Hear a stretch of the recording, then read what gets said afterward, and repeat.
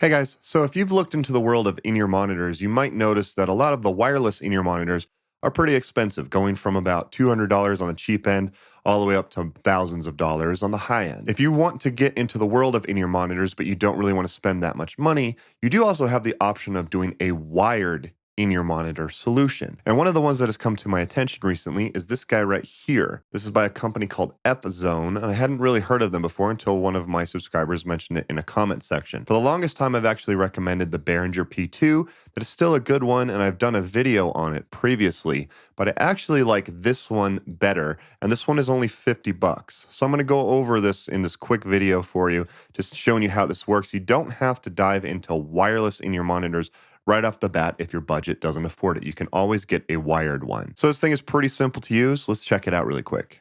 So here's the device right here. It is very, very simple to use. So back here, you have the spot for the battery compartment. And this is the main thing that I like about this one over the Behringer one. So it takes two AAA batteries and it'll run for up to 12 hours on two AAA batteries. Batteries are included, which is always a nice touch. Up here on the top, you have volume control. You can see the light when it turns on. And then back here, this is where you plug in either XLR or quarter inch because it does accept either one. So if you are getting a feed from an XLR signal, you can do that. If you're getting a feed from a quarter inch signal, you can plug in here as well. It's nice that it has the dual jack. Up here on the top is where you plug in your in-ear monitors. So plug in your in-ears and then adjust your volume accordingly. It is pretty simple. You do have a switch over here for mono to stereo. I do go over this a little bit more in this video, but if for some reason you are only hearing like a click track or something in one side of your ears, switch it to mono and it should fix that. And you have this clip right here. Normally this will attach to like your belt or something like that, but you can attach it to whatever you need to hold this. So this is the one I normally recommend. This is the one I've recommended for a while. This is a Behringer P2, and it is a good unit, but this is what drives me nuts. I'm going to try to turn it on. It's not turning on. There's brand new batteries in it. Why does this happen? This happens constantly. So you have to push this in order to open it, which is also kind of weird, but see the battery? It constantly falls out. So I've never had it fall out during a performance, but every time I go to use this thing, the batteries have popped out. That makes me nervous. Plus the fact that the mono to stereo switch is in here, that's not that big of a deal. The battery is more of a problem to me. I just don't like the battery thing. The thing that I do like better about the P2 is that it's got a much stronger belt clip right here, and it comes out a little bit farther, but it's attached better than like kind of the screws that the other one has.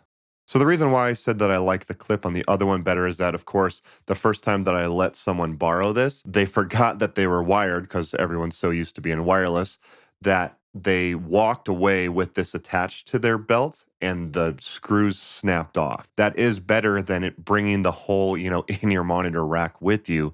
So that is something to keep in mind if you are used to being wireless. But again, for 50 bucks, these things are really simple, really easy to use, and it's a good way to get an in-ear monitor mix. You can also just use this at rehearsals as well if you want to get used to using in-ear monitors before you dive into in-ear monitors live. This is a great way to just practice and rehearse with your band on in-ear monitors instead. A couple of questions you might have is that, yes, this is a single input unit, so it is not a true stereo system. If you want true stereo, you need to have two inputs. However, if you are interested in a dual one, I did review one by ANELON that is actually really good, and I'll link to that down below. And second, you might be asking what are the best in-ear monitors to get with these. I personally like the CCA ones. There's one for 20 bucks and there's a really good 6-driver one for only 50 bucks. And I'll link to those down below. And I also did a review on those in-ear monitors because you do have to get earbuds. This doesn't come with earbuds. And it is wired. However, the thing is, you can also use one of these wireless guitar systems in order to transmit the signal. It's kind of an in-ear monitor hack. And I actually did that in another video quite a while ago, and that was with the P2.